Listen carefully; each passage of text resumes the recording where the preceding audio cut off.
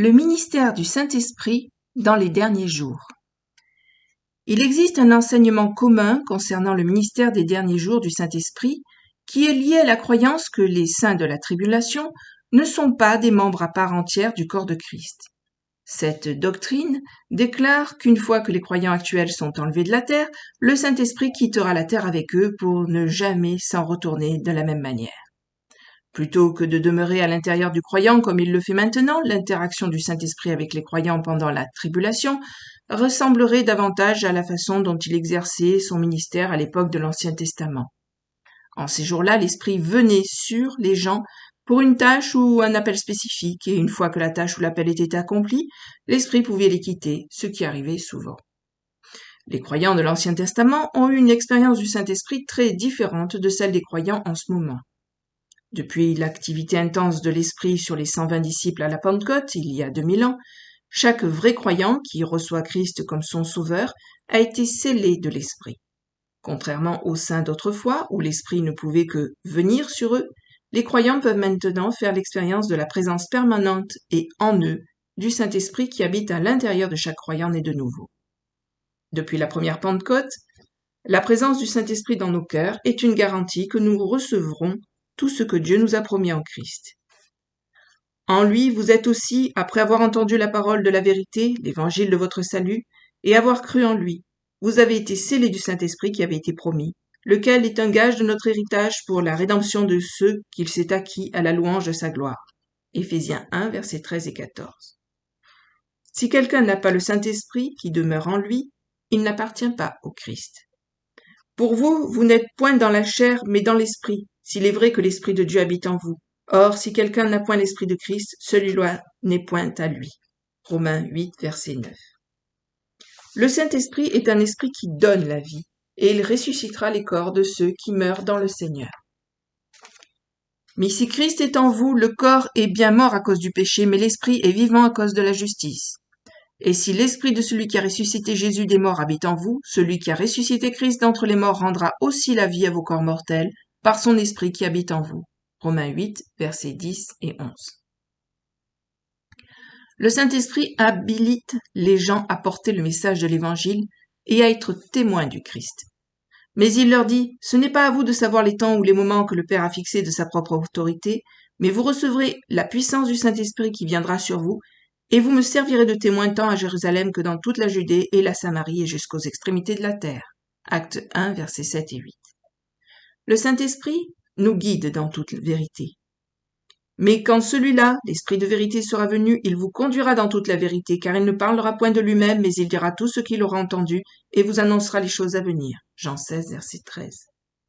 Le Saint-Esprit glorifie le Christ et transmet la vie et la richesse du Christ aux croyants. C'est lui qui me glorifiera parce qu'il prendra de ce qui est à moi et qu'il vous l'annoncera. Tout ce que le Père a est à moi, c'est pourquoi j'ai dit qu'il prendra de ce qui est à moi et qu'il vous l'annoncera. Jean, chapitre 16, versets 14 et 15. Le Saint-Esprit nous baptise dans le corps du Christ.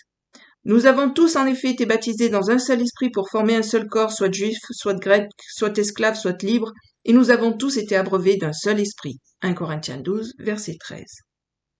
Le Saint-Esprit reproduit le caractère du Christ dans nos vies. Mais le fruit de l'Esprit est la charité, la joie, la paix, la patience, la bonté, l'amour du bien, la fidélité, la douceur, la tempérance. La loi n'est point contre ces choses. Galates 5, versets 22 et 23. Ce ne sont là que quelques-unes des façons dont le Saint-Esprit agit auprès des croyants de notre époque. La question est comment va-t-il servir les croyants au cours des derniers jours? Cette fois, dans les lettres aux 7 églises, les croyants sont exhortés à entendre ce que l'Esprit dit aux églises. Ceci est un commandement de Dieu, et ce commandement implique qu'une sorte d'interaction spirituelle entre les croyants et le Saint-Esprit existe réellement. Qu'est-ce que cela nous apprend sur la relation du Saint-Esprit avec les 144 000 et les autres saints de la fin des temps? Cela signifie que les saints qui sont vivants pendant le temps de la fin seront remplis du Saint-Esprit?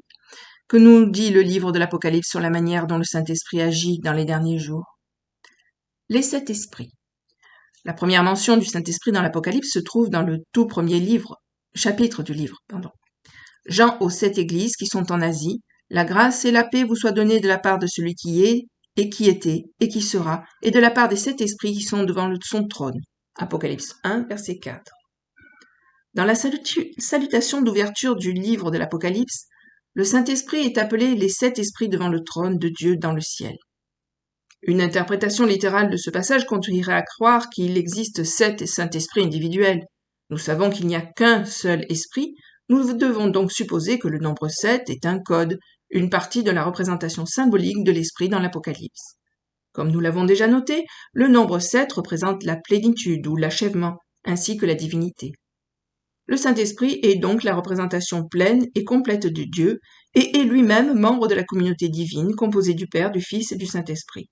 Sa présence dans la salle du trône céleste est en conjonction avec la présence à la fois du Père et du Fils. Le Saint-Esprit devant le trône de Dieu dans Apocalypse 4 est symbolisé par 7 torches de feu. Et du trône sortaient des éclairs, des tonnerres et des voix, et devant le trône brûlaient 7 lampes ardentes, qui sont les 7 esprits de Dieu. Apocalypse 4, verset 5. Les 7 torches de feu nous rappellent la ménorah à 7 branches qui se tenaient dans le tabernacle. La ménorah était la seule source de lumière dans le lieu saint, et les prêtres ne pouvaient que se servir de cette source de lumière. L'un des rôles de l'esprit est de fournir une illumination spirituelle au peuple de Dieu. La ménorah à 7 branches représente les 7 esprits de Dieu devant le trône. Le Saint-Esprit, en tant que membre de la divinité, est la seule source de véritable lumière et révélation spirituelle. Les 7 églises représentées par les 7 chandeliers sont également destinées à faire briller la lumière de la vérité au milieu d'un monde sombre et déchu grâce à l'habilitation surnaturelle de l'esprit. Le fait que les 7 églises soient représentées par 7 chandeliers est une confirmation supplémentaire que l'esprit de révélation et d'illumination habitera dans et avec les croyants de la fin des temps qui sont représentés par ces 7 assemblées. Dans Apocalypse 5, l'ange supplie que quelqu'un soit digne d'ouvrir le rouleau afin que le jugement des méchants sur la terre puisse commencer. Un agneau, qui semble avoir été tué, se tient au milieu des créatures vivantes et des anciens. L'agneau a 7 cornes et 7 yeux. Et je regardais, et voici au milieu du trône et des 4 animaux, et au milieu des anciens, un agneau était là comme immolé. Il avait 7 cornes et 7 yeux, qui sont les 7 esprits de Dieu envoyés par toute la terre.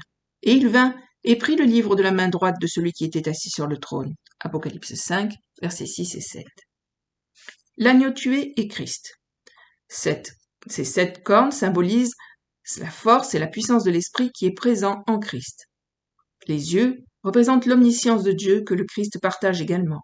Le nombre 7 désigne à la fois la divinité et la plénitude. Par conséquent, Christ possède toute la puissance associée à la divinité représentée par ses 7 cornes, et il incarne toute connaissance et sagesse représentée par ses 7 yeux. On nous dit que les cornes et les yeux représentent aussi les 7 esprits de Dieu qui sont envoyés sur toute la terre. En conjonction avec le Père, le Christ enverra à nouveau l'Esprit sur toute la terre. Le Christ n'envoie pas l'Esprit au monde entier, mais à son peuple appelé et élu.